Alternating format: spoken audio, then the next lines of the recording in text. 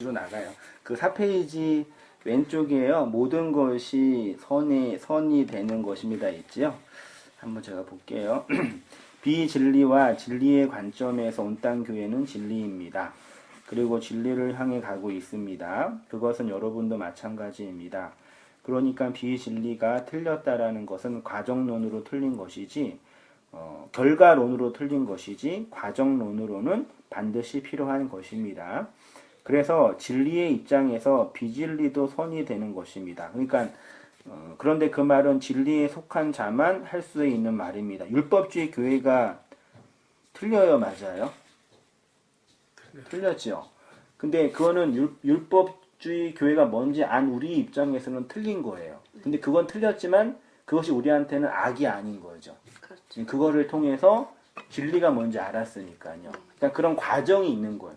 그러니까 우리가 어렸을 때 행동을 보면서 진짜 말도 안 되는 행동을 할 때가 기억나잖아요. 내가 그걸 왜 했을까? 근데 지금 지나가고 나서 보면은 그런 과정이 있었으니까 지금 이런 내 모습이 된 거잖아요. 성공한 사람에게는 과거의 실패가 추억이 되고 간증이 되잖아요. 그런 측면이에요. 그러니까 아까 말씀 나눴던 것처럼 한성희 목사가 틀렸으면 어떻겠냐라는 그 명제는 그런 진리를 추구하는 부분에서의 과정으로 삼자 얘기죠. 결과는 최종의 저기에 있으니까. 그런 의미에서 저도 자유로운 거죠. 물론 제가 인격적으로 모나거나 도덕적으로 문제가 있으면 그는 형법의 문제를 되는 거니까 상관이 없는데 진리를 추구하는 측면에서는 그 최종적인 지점이 뭔지는 알고 있으니까 그렇게 가면 되는 거죠. 왜 빨리 안 가냐, 왜 많이 안 가냐, 라고 이렇게 할 필요는 없는 거죠. 그런 부분에서는 그 얘기를 제가 하고 싶은 거예요. 강을 건너오니까 좋다라고 할 때 그것은 강을 건넌 자만 평가할 수 있는 것이지 건너지 못한 사람은 하지 못합니다. 진리의 입장에서 비진리는 과정이 되고 수단이 됩니다. 그래서 모든 것이 선이 됩니다. 혼인을 금하고 어떤 음식은 먹지 말라고 할 터이나 음식물은 하나님이 지으신 바니 믿는 자들과 진리를 아는 자들이 감사함으로 받을 것이니라. 하나님께서 지으신 모든 것이 선함에 감사함으로 받으면 버릴 것이 없나니 하나님의 말씀과 기도로 거룩하여 짐이라.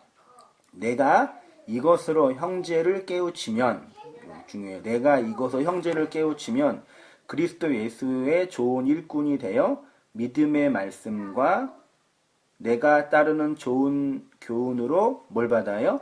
양육을 받아요. 근데 본문에 잘 보면은요. 내가 이것으로 형제를 깨우치다가요. 그 휘포티뎀이라고 하는데 뭐 말씀을 잘 가르쳐서 이게 진리다라고 그런 개념도 있지만 그 뭐냐면요. 그 율법주의 세상에서 다나토스로 죽는다라는 개념 이게 되게 중요한 개념이잖아요. 이 뭔지 집사님 말씀 설명해 수 있으시겠? 이 율법주의 세상에서 우리가 진리를 죽는다라는 개념이 이게 뭐라고 딱 정리할 수 있으세요? 율법의 세상에서 내가 뭐 죽는다, 다나토스의 죽음. 이게 뭐냐면요. 그러니까 이 세상의 모든 율법은 하나님이 이 코스모스로 주신 이 세상의 것들은 그거 가지고 하나님이 누구인지 알라고 주셨잖아요. 근데 율법 안에 있는 선악과 먹은 인간은 이런 것들을 가지고 어떻게 해요? 나의 욕망을 끌어당기는 재료로 삼아요. 아내도 내 욕망으로 끌어당기고 자식도 내 욕망, 이게 모든 다 끌어당겨서 이걸 잘 끌어당기는 사람이 착한 사람, 훌륭한 사람, 좋은 사람이라고 해. 이게 이 세상의 법칙이거든요. 근데 지금 온땅교회가 나누고 있는 복음은 이거랑 정반대예요. 그러니까 제가 그것 때문에 힘든 거예요. 그러니까 저도 그 길을 갖는 과정 속에서 최소한 목회는 사람들을 모으는 거잖아요. 그렇죠? 제가 교회를 세워서 온땅교회 깃발을 꼽는 거는 온땅교회를 오세요 하는 거잖아요. 근데 오세요라는 게 율법적인 틀에서 하나님을 믿으면 성공하고요. 하나님을 믿으면 천국 갈 수 있어요. 라는 그런 구조가 안 되고 이거를 반대로 말하는 구조가 되기 때문에 오는 분들에게도 율법으로 나를 정당화할 수 있는 방식으로 얘기를 못 하는 거예요. 그럼 반대로 얘기하면 온땅교회는 성장할 수 없는 구조가 돼버리는 거거든요. 세상적으로 볼 때는. 예, 그러니까 그게 저는 항상 정직면회니까 그게 뭐 이게 나쁘다 싫다가 아니라 그게 이제 힘든 거죠. 저 개인적으로도 힘들고 성도들이 그걸 요구하는 거예요. 힘들게 와서 그런 게 이제 저도 힘들고 성도들도 힘든 거예요. 율법주의 틀이 있었으면은 그런 어려운 일을 당할 때 그거 들고 그 산에 올라가서 금식기도 하면은 해결이 안 되더라도 마음은 편하거든요. 이제 그걸 못하게 만들어 버리는 거예요.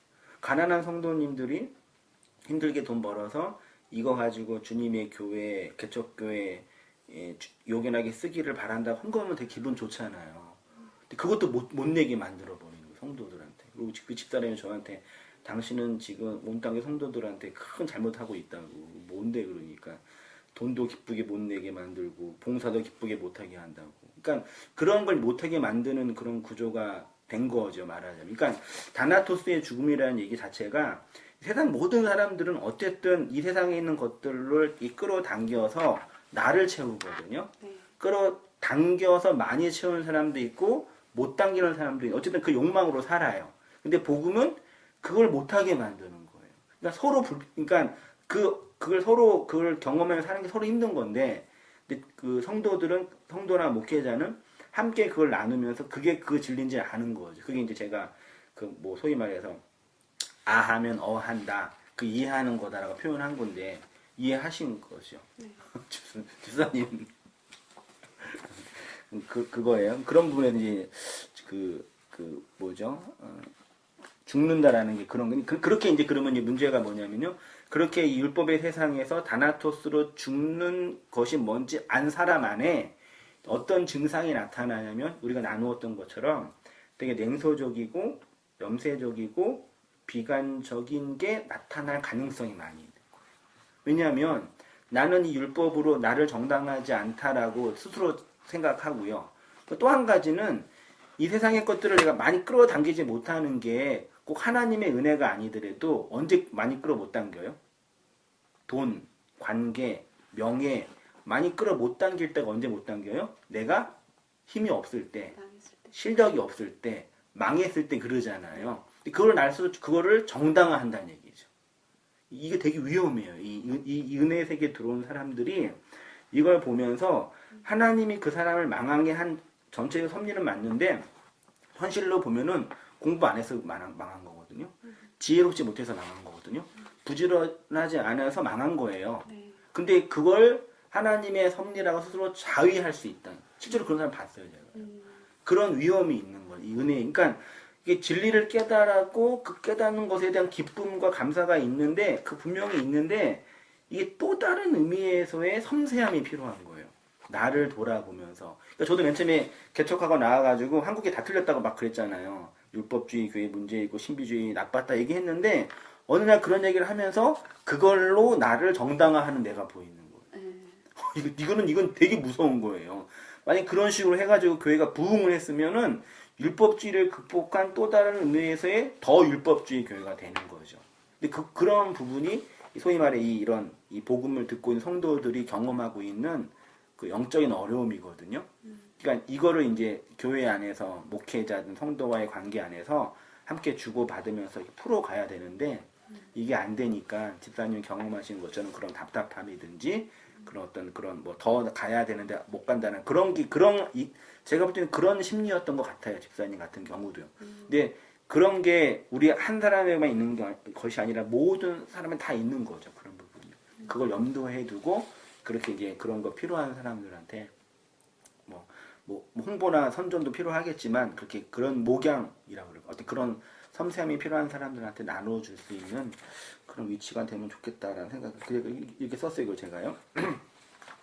진리를 추구하는 우리의 입장에서 주의해야 할 것은 지적인 허영심과 냉소적인 염세주의입니다.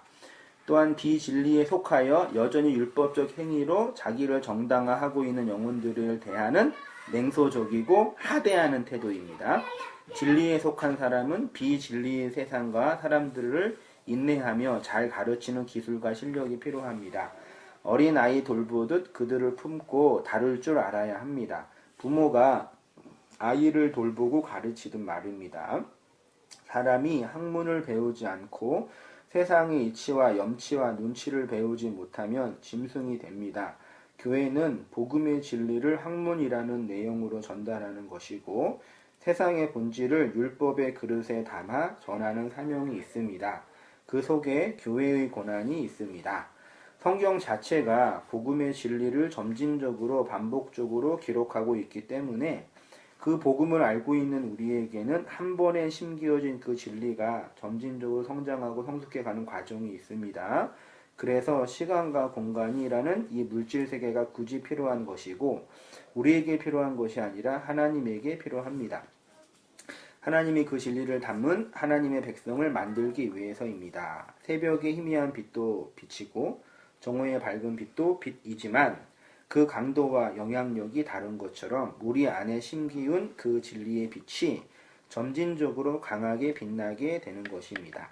복음의 진리는 그렇게 우리 안에서 하나로 들어와 내 육체와 마음과 인생과 역사의 못자리에서 자라 오롯이 드러나는 것입니다. 이렇게 이제 그 진리를 그러니까 율법을 부정한다는 개념이 뭔지, 그 안에서 내가 죽는다는 개념이 뭔지, 그리고 그 죽어가는 사람이 그렇지 않고 율법주의 안에 있는 사람들을 어떻게 대해야 되는지에 대한 좀 폭이 형성이 돼야 되겠다 생각이 들어요. 네. 질문 있으세요? 이해 혹시 되세요, 집사님? 넘어갈게요. 천천히 하세요. 중요해요, 천천히. 이거 이렇게 돼. 봐봐. 이제 그만 봐 이거. 분유를 갖다 줄게. 빨리 하고요. 27강 창세기 내일 설교거든요. 뭐 창세기 2장에 있는 부분이 이렇게 있어요. 첫 번째 단락은 이렇게 천지 창조의 내력, 사람과 에덴 동산의 창설, 네 개의 강, 선악과에 대한 명령, 여자를 만드심. 요거 그냥 시간 되시면 보시고요. 뒷장으로 가셔서 성경은 몇 권이에요? 한 권. 네, 예수 그리스도에 관한 선포이고 설명이고 증언이다. 근데 대부분의 사람 성경을 몇 권으로 봐요? 66권으로 봐요. 왜 그렇게 됐을까요? 그건 얘기할게요. 교회 역사를 통해서 확인해 보면 예수 그리스도의 부활과 성령 강림 이후에 초대교회 리더들은 누구예요? 첫째가 베드로, 두 번째가 바울, 세 번째가 요한. 집사님 그거 그 5분 설교인 거예요, 제 거예요? 네. 그 타이핑 다 치신 거예요? 네. 설교 그 치신 거예요, 진짜요? 딱 그 기독교 역사에 대해서 목사님이 얘기도 많이 하시고 근데 제가 개인적으로 책을 본 적이 없어가지고 네, 그게 많이들 모르잖아요. 그런 역사에 대해서. 그래서 딱 그게 박히더라고요, 마음에. 설교 듣고 그냥 이게 네. 한번 듣고 아니 그래서 이제 들으면서? 듣고도 치고 좀 반복해서 또 치고. 좀 무서웠어요. 아무튼 초대교회 그 리더가요 베드로, 바울, 요한이에요. 베드로는 친유대파, 보수주의라 그러면 되고요. 바울은 친이방인파, 뭐죠? 그 보수주의 반대가 뭐죠? 진보. 네.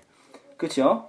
맨날 싸우잖아요. 근데 이 바울과 베드로 사이에 요한이 이제 통합을 한 거죠. 제일 오래 살았잖아요. 네. 초대교회는 베드로 중심, 바울 중심, 요한 중심으로 오다가 이제 속사도 교부 있죠. 속사도 교부는 이 12사도 다음의 사람들, 폴리캅, 이그나티우스, 파피우스, 헤르마스 이런 사람들이 있는데 이런 사람들은 이단들의 도전으로부터 교회의 신학을 보호했어요. 다분히 기독론 중심이었겠죠. 교회론 중심이고 그 다음 이유가 기독교 변증의 시대인데 헬라 철학을 기반으로 한 탁월한 신학자들이었어요. 다 거의 다 그 교수들, 학자들이었어요. 대표적인 인물이 이레니우스, 클레멘트, 터툴리안, 시프리안, 오리겐 이런 사람들이 기독교 변증 시대를 이끌어 갔는데 이분들이 헬라 철학 영향을 받다 보니까 헬라 철학 이원론이 강하거든요.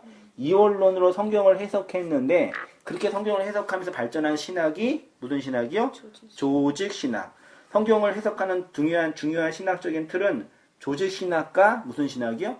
성경 신학이에요. 조직 신학은 성경 전체를 신론, 기독론, 인간론, 구원론, 교회론 등등으로 분리하는 거예요. 예를 들어서 창세기 1장에 신론이 어떻게 나와 있을까요?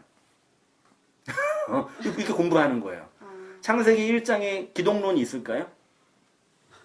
연구하면 되겠죠? 1장의 구원론은 어떻게 이런 식으로 어떤 틀을 가지고 성경을 보는 거예요. 그러니까 이게 성경을 이해하는 기본적인 틀은 되는데 성경 자체의 의미를 파악하는 데는 좀 부담이 돼. 왜냐면 창세기 1장을 하나님 우리에게 주셨을 때 삼위일체나 그 기독론이나 구원론은 없었잖아요. 네. 그러니까 이게 반대가 되는 거죠.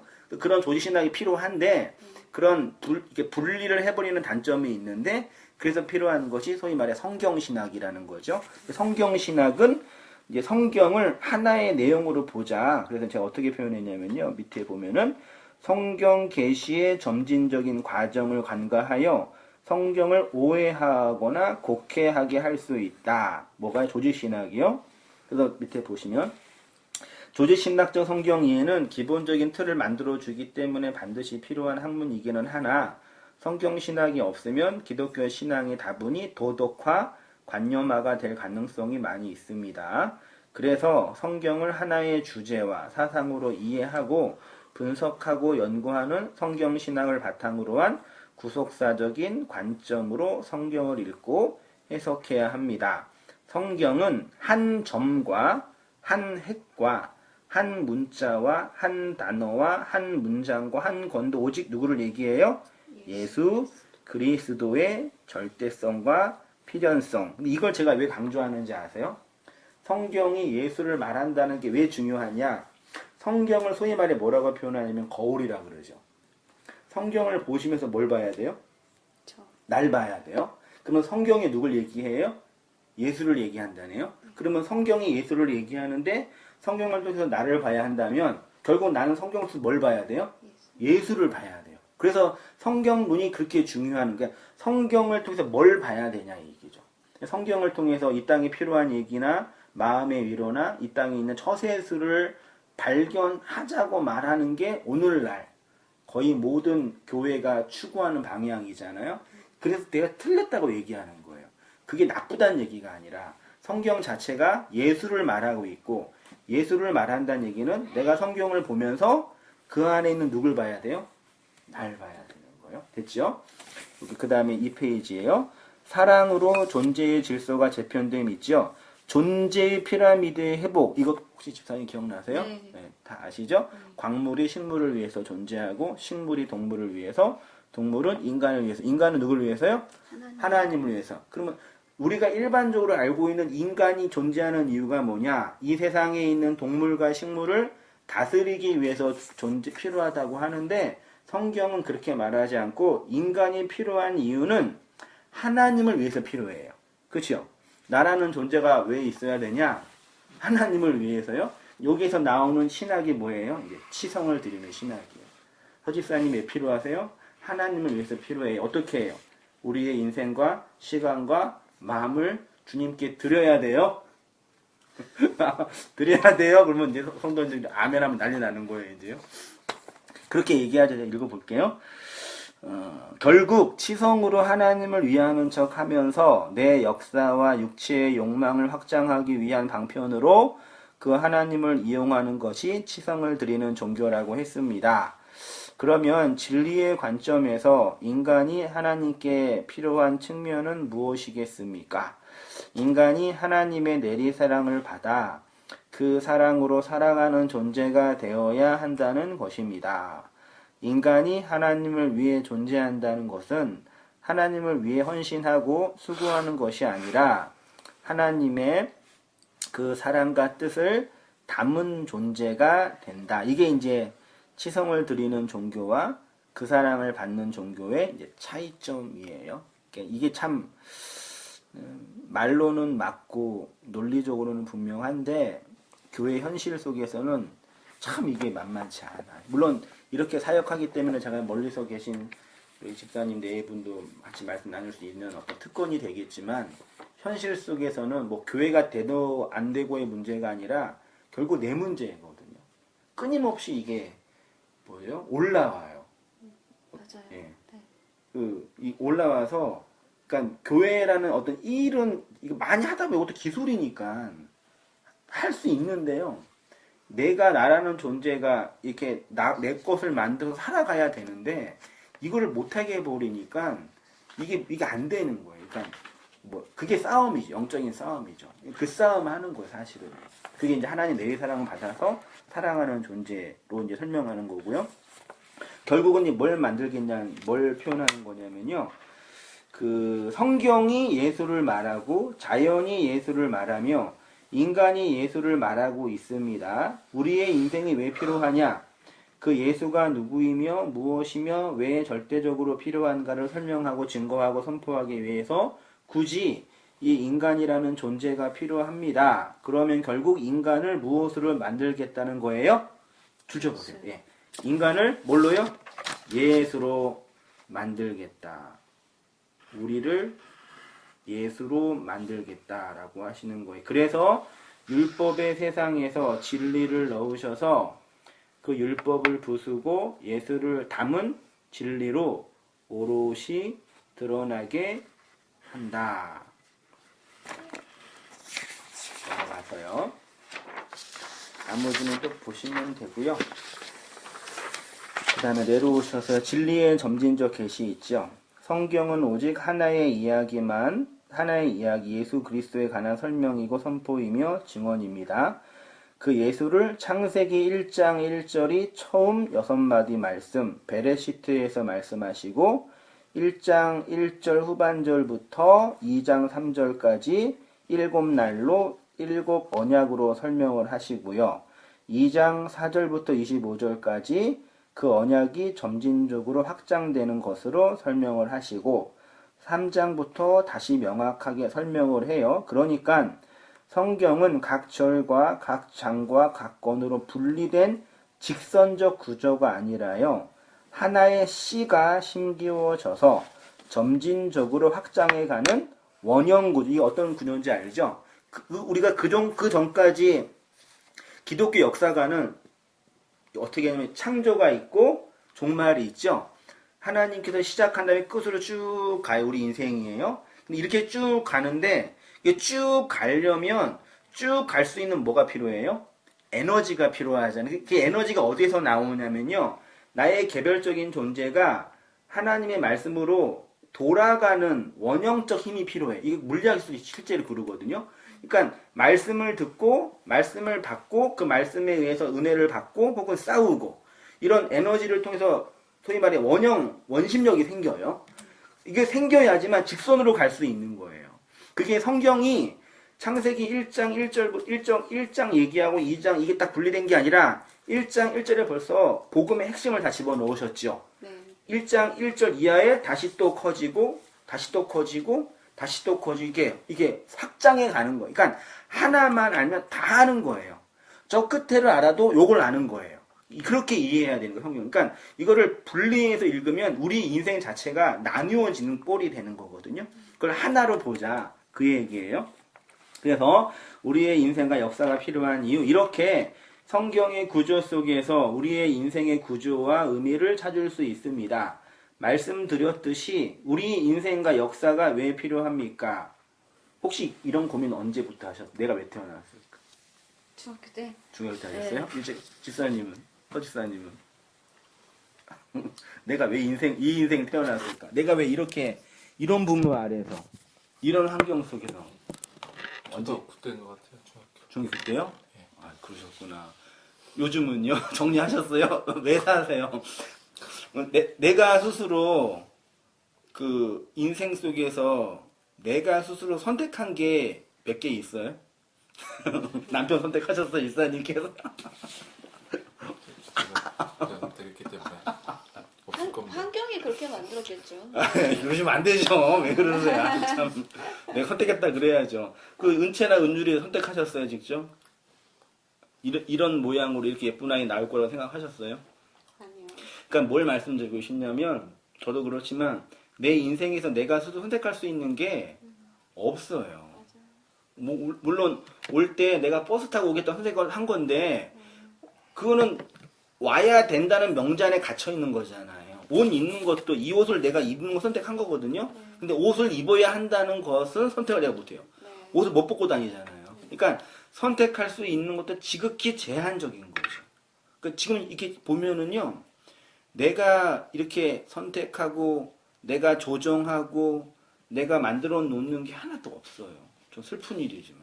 그래서 가장 불쌍한 사람이 사람들 조정하고 싶은 욕망인 거예요. 이게 아이들도 막 내가 조종하고 싶어 하고, 남편도 내가 조종하고 싶어 하고, 아내도 내가 조종 안 되죠? 다 포기하셨죠, 서로. 잘 포기해야지 이게 가정이 행복해요. 내가 스스로 조정할 수 있는 게 없잖아요. 그러니까 이걸 보면서 지금 내가 내 인생에 있는 거는 내가 선택하지도 않았고 하나님께 부탁하지도 않았는데 딱 있게 되잖아요. 그럼 고민이 왜 있냐 얘기죠. 왜 살아야 되냐. 내가 뭐 때문에 이렇게 있어야 되냐. 이런 게 이제 고민이거든요. 근데 그런 부분에서 이제 이렇게 제가 정리했어요. 우리가 왜 살아야 되냐. 읽어볼게요. 왜 우리는 스스로 선택하지도 않는 인생이라는 삶을 굳이 살아가야 하냐. 선악과 먹어 왕노릇하고 있는 나를 끊임없이 발견하고 이 세상 사람과 싸우고 전쟁하며 내 것을 챙기기 위해 좀비처럼 미쳐가는 세상에서 왜 살아가야 할까요? 하나님이 율법으로 건네주신 이 말씀을 가지고 끊임없이 나를 확장하여 장사하는 자로 폭로당하는 이 인생을 왜 살아가야 할까요? 나를 향한 하나님의 궁극적인 목적이 무엇일까요? 나를 무엇으로 만들고자 하는 것일까요? 하나님의 자녀로, 하나님의 백성으로, 한마디로 말하면요, 나를 예수로 만들고자 하시는 것입니다. 하나님은 나를 그 진리를 담은 자로, 생명을 담은 자로, 다른 의미의 예수로 만들기 위해서 역사라는 컨베이어 벨트를 작동시키고 계십니다. 컨베이어 벨트 일하시니까 아시잖아요. 왜 필요해요? 물건 만들기 위해서 필요하잖아요. 힘들지? 물건 다 만들면 컨베이어 벨트는 필요 없잖아요. 이런 우리가 물건이라서 좀 그렇지만 우리의 인생과 의미가 나를 하나님의 백성 예수로 만들기 위한 과정이라는 얘기죠. 그 과정 속에서 직장도 주시고 가족도 주시고 관계도 주신 거죠. 그렇게 이해하면 편해요. 그러면 그렇게 하나님의 진리를 담아 생명이 된 자를 신약 성경은 아들의 형상을 본받는 자, 믿는 자, 신자, 신실한 자, 충성된 자라고 합니다. 신약 성경에서 믿음이라는 단어는 명사로 뭐예요? 피스티스예요. 동사는 피스튜오고요. 그런데 주 예수 그리스도를 믿는 자를 믿음이 된 자, 믿음이 있는 자라고 해서요. 피스토스예요. 그러니까 예수를 믿는 개념과 예수의 믿음이 있는 것은 앉아있는 거 괜찮아요. 앉아요. 예수의 믿음이 있는 것은 개념 자체가 달라요. 예수를 믿으시죠? 왜 대답 없으세요? 믿으시잖아요. 예수를 믿는 것과 그 예수를 믿어서 크리스토스 믿어서 믿음이 된 자, 예수의 믿음이 된 자로 설명돼요. 그 얘기를 로마서 8장 29절에서는요. 하나님이 미리 하신 자들을 또한 그 아들의 형상을 본받게 하기 위하여 미리 정하셨으니 그러니까 아들의 형상을 뭐예요? 본받는다. 빌립보서 3장 21절에서는요. 영광의 몸의 형체와 같이 변하게 한다. 고린도전서 15장은 하늘에 속한 이의 형상을 입으라. 갈라디아서 4장 19절에서는 나의 자녀들아 너희 속에 그리스도의 형상을 이루기까지 다시 너희를 위하여 무슨 수고요? 해산의 수고. 이게 너희를 위하여가 아니라 너희가 해산의 수고를 한다. 그 뜻이. 우리 인생이 그리스도로 만들어지기 위해서 아이 낳는 고통을 경험한대요. 그 다음에 도마에게도 믿는 자가 되라 그러고요. 신실한 자가 되라 그러고 충성이라 그러고요. 등등 말하고 있고요. 마지막에 디모데후서 2장 2절 있죠? 우리 허집사 한번 읽어주시겠어요? 2장 2절. 디모데후서 2장 2절이요. 또 내가 많은 증인 앞에서 내게 들은 바를 사람들에게 부탁하라. 저희가 또 다른 사람들을 가르칠 수 있으리라. 여기 충성된 사람들에게 부탁하라 그러죠. 여기 충성된 사람이 피스티스예요. 피스토스예요. 믿음이 된 자. 그러니까 믿음이 된 자가 믿음에 관한 이야기를 전할 수 있는 거죠. 디모데후서 2장 2절에 충성된 사람은 사도 바울의 가르침을 잘 받을 수 있는 믿음직스럽고 진실한 사람을 의미하는 것이 아닙니다. 예수 그리스도를 바르게 믿어서 피스튜오, 그 믿음, 예수 그리스도의 믿음이 된 자를 피스토스, 충성된 자라고 번역한 것입니다. 그러면 우리가 어떻게 믿음이 된 자, 그래서 하나님이 보시기에 충성된 자, 그러니까 하나님 보시기에 충성된 사람이 있어요? 그러니까 주님의 일을 충성스럽게 하나님이 생각하셔서 내가 한송님 보니까 쟤 이제 좀 내 일을 맡겨줄 수가 있겠다. 그리고 주님의 일을 맡겨줄 수 있겠냐고요. 그렇게 믿음직스러운 사람이 있겠냐 얘기죠. 그러니까 우리가 이해하는 충성의 개념은 그런 개념이잖아요. 근데 원래 성경이 말하는 충성의 개념은요, 그런 어떤 그 인간적인 신뢰를 할 만한 사람이 아니라 하나님의 그 믿음을 담고 있는 자를 충성된 자라고 표현하고 있어요. 그러면 어떻게 우리가 그 믿음이라는 것을 담을 수 있느냐? 우리가 어떻게 하나님의 믿음, 예수의 믿음이 될 수 있느냐? 요거 이제 마지막으로 할게요. 여기 중요한데요. 엘로힘과 여호와가 있습니다.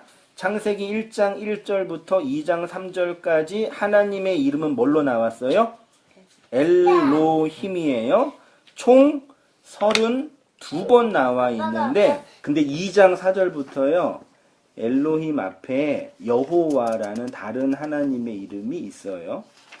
이렇게 1장과 2장 4절 이하가 서로 다른 이유에 대해서 성경 비평가들은 모세가 각각 다른 문서를 편집했기 때문이라고 주장하는데, 성경의 계시의 점진적인 과정이라는 성경 신학에 대해 주제로 해석을 하면 쉽게 설명할 수 있는 부분입니다. 1장과 2장 4절 이하가 다른 이유는 하나님의 존재와 사역이 점진적으로 그의 백성에게 계시되고 있기 때문입니다. 사실 창세기 1장 1절부터 계시된 하나님의 이름으로서의 엘로힘은 해석하기가 난해한 부분입니다. 예를 들어 1장 1절에 태초에 하나님이 천지를 창조하시니라 해서 한글 성경으로 보면은 이거는 그냥 뭐 넘어 보세요. 그러니까 그 동사가요, 창조하다인데 주어는 하나님이에요. 하나님이라는 이 주어 엘로힘이 복수인데요. 동사 창조하다는 단수로 되어 있어요. 말하는 사람이 복수고 말을 설명하는 동사가 단수면 안 맞잖아요. 문제가 있으니까 뭘 말씀드리냐면 창세기 1장에 엘로힘으로 계시된 그 하나님의 이름은 진짜 하나님의 이름이 아니에요. 그러니까 우리가 알지 못한 하나님의 이름을 1장에서는 엘로힘으로 계시했고요. 2장부터는 여호와로 설명한 거예요. 말하자면요. 그걸 제가 말씀드리고 싶은 거예요. 원래 하나님의 이름은 우리가 알지 못하는 그 하나님이었는데 성경에서 1장에서는 엘로힘으로, 2장에서는 여호와로. 왜 차이가 나냐? 그 얘기하는 거예요. 볼게요. 성경 원문이 그대로 보존되었다고는 가정하에 주장할 수 있는 명제는 우리가 하나님이라고 알고 있는 그 하나님의 원래 이름은 엘로힘이 아니라는 것입니다. 우리가 알 수 없고 이름 지을 수 없고 부를 수 없는 그 하나님을 창세기 1장에서는 엘로힘으로 계시하신 것이고 2장 4절부터는 여호와 엘로힘으로 확장하여 계시하셨습니다. 그리고 그 이후 언약을 받은 언약 백성에게 여호와라고 불린 거고요. 하나님이 스스로 자신의 존재를 인간이 부를 수 있는 이름으로 확장하여 계시하신 것입니다. 그리고 계시는 궁극적으로 예수 그리스도 안에서 완전히 드러난 것입니다. 엘로힘이라는 단어의 의미가요, 하나님이 호흡으로 가르쳐서 말씀을 건네줌. 이게 히브리어의 알레프 보이죠? 라메드, 해, 요드, mem 조합을 하면 하나님의 호흡으로 가르쳐서 말씀을 건네줌 정도로 얘기할 수 있고요. 좀 내려와서 여호와 있죠? 여호와라는 단어가 호흡과 호흡을 연결하여 전함, 이렇게 할 수 있어요. 그 다음에 하야가 밑에 것도 보시고요.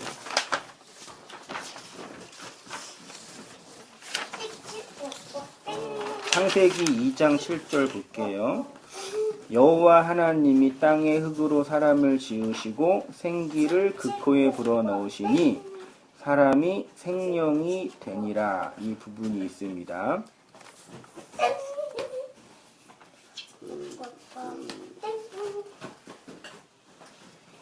숨쉬는 존재 영혼, 여호와라는 이름 속에 이렇게 하나님이 당신의 호흡으로 존재할 인간을 염두에 두고 계시한 이름입니다. 하나님의 숨을 받을 인간이라는 특별한 존재와 관련된 이름이라는 것입니다. 그래서 신학자들은 이 여호와의 이름 속에 하나님의 언약이란 의미가 있으니까 제가 요것만 하면 되겠네요. 그러니까 엘로힘이라는 단어, 여호와라는 이름 속에 그러니까 하나님의 호흡으로 너희를 호흡을 하라 이 뜻이에요. 그러니까 우리가 어떻게 믿음이 되냐면 하나님의 언약으로 당신의 호흡을 불어넣으신 거예요. 그래서 하나님의 호흡을 할 수 있는 자로 만드신 거예요. 그 얘기를 제가 꾸준히 이렇게 출애굽기 3장 12절 이하부터 에스겔 36장을 좀 얘기한 거거든요. 5페이지 왼쪽에 새 언약의 영을 보내심 있죠? 이거 한번 우리 집사님 한번 하나님은 있죠? 읽어주세요. 새 언약의 영을 보내심. 하나님은 당신의 언약을 무엇으로 지키시고 실행하십니까? 옛 언약은 율법을 돌에 새겨서 건네주시고 새 언약은 진리를 마음에 새기게 하십니다.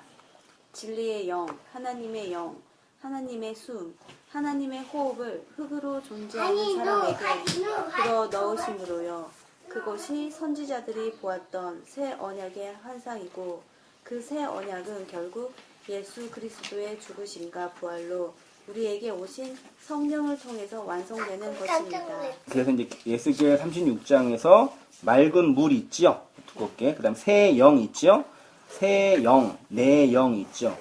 그렇게 하나님의 호흡을 하는 자로 우리가 이 하나님의 영을 하나님의 호흡으로 받았습니다. 오순절에 성령이 강림하여 엘로힘의 말씀이 여호와의 영으로 돌처럼 강팍한 우리의 마음에 들어와서요. 우리로 그 언약을 받은 자로 하나님의 호흡을 하는 자가 된 겁니다. 이렇게 하나님의 말을 호흡으로 받은 자만 진짜 호흡을 하는 자가 됩니다. 마지막으로 이사야 42장 5절에요. 하늘을 창조하여 펴시고 땅과 그 소산을 내시며 땅 위의 백성에게 호흡을 주시며 땅에 행하는 자에게 영을 주시는 하나님 여호와께서 이같이 말씀하시니라. 나 여호와가 의로 너를 불렀은즉 내가 내 손을 잡아 너를 보호하며 너를 세워 백성의 언약과 이방의 빛이 되게 하리니 내가 눈먼 자들의 눈을 밝히며 갇힌 자를 감옥에서 이끌어내며 흑암에 앉은 자를 감방에서 나오게 하리라. 나는 여호와니 이는 내 이름이라. 나는 내 영광을 다른 자에게 내 찬송을 우상에게 주지 아니하리라. 보라, 전에 예언한 일이 이미 이루어졌느니라. 이제 내가 새 일을 알리노라. 이 일이 시작되기 전에라도 너희에게 이르노라. 맨 마지막 단락이요. 우리가 이렇게 하나님의 호흡을 받아서 진리로 호흡하는 자가 되었고요. 백성의 언약과 이방의 빛이 되어서 율법의 세상에서 진리를 본으로 율법의 감옥에서 나와 하나님의 영광으로 하나님의 찬송이 되는 것입니다.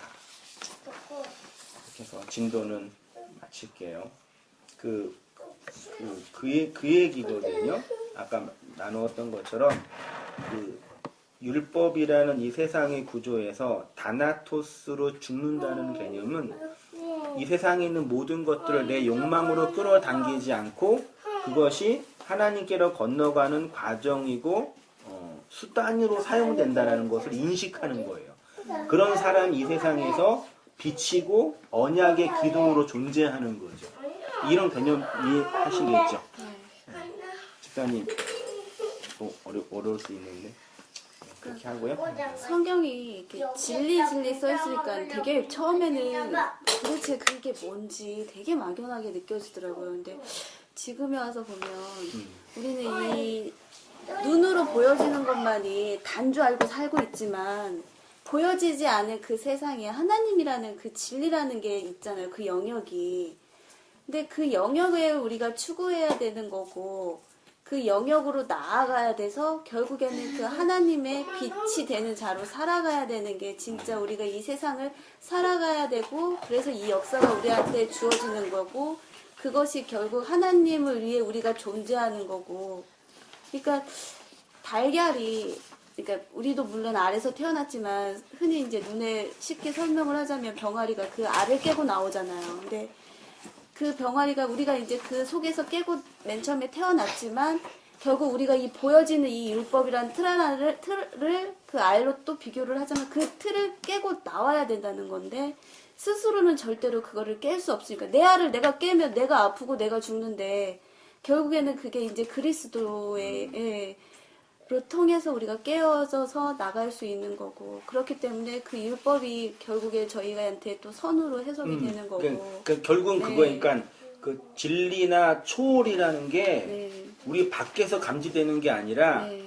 이 세상에 있는 율법의 의미를 알 때 네. 그 진리를 깨달았다고 하는 거거든요. 그러니까 네. 막 신비주의자에 말하는 것처럼 막 어떤 초월적인 경험을 하고 네. 환상을 보는 게 아니라 우리가 지금 다 보는 거 현실이요. 네. 부모, 자녀, 네. 이 관계 이 모든 것이 하나님이 진리를 깨닫게 하려고 건네준 자원이라는 걸 알면 사람들은 그거 가지고 내 욕망 채우잖아요. 네. 내 가치를 채우고 네. 내 진리를 깨닫는 성도는 그것이 나를 세울 수 없다는 것을 확인하는 거죠. 그리고 실제로 주님이 그걸 나와 그 관계를 깨트리니까 그 안에서 이제 사랑의 질서가 재편이 되는 거죠. 네. 그런 개념으로 이해하는 거죠. 그렇게 이해하면은 다 된 거죠. 네. 그런 이해 속에서 역사를 보는데 이제 이해하고 받아들였는데 실제로 살아가는 과정 속에서 나는 끊임없이 욕망하니까 네.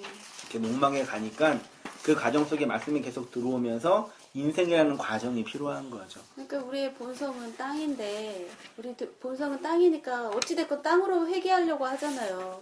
근데 우리가 가야 될 곳은 하늘인데 그러니까 하늘 그 양식을 계속 구해야 되는데 본성 자체는 땅이니까 이게 쉽지가 않잖아요. 이 역사 가운데서는 우리가 계속 그 하늘을 소망하고 나아가야 되는데 근데 어찌됐건 내가 이제 그 아래서 깨어서 나왔다고 나 잘남으로 사는 게 아니고 아직도 그 땅이 그 알 별것도 아닌데 그게 다인 줄 알고 서로 그 알 끌어안겠다고 살고 있는 인간들을 보면 불쌍하고 안타깝고 그런 마음으로 예, 세상을 바라볼 수 있는 포옹할 수 있는 그 마음을 주시는 것 같아요. 그렇죠. 예. 그렇게 이제 냉소적이거나 예. 비관적으로 염세적으로 안 보고 네, 그쵸. 그 아래에 있는 사람들을 품고 네.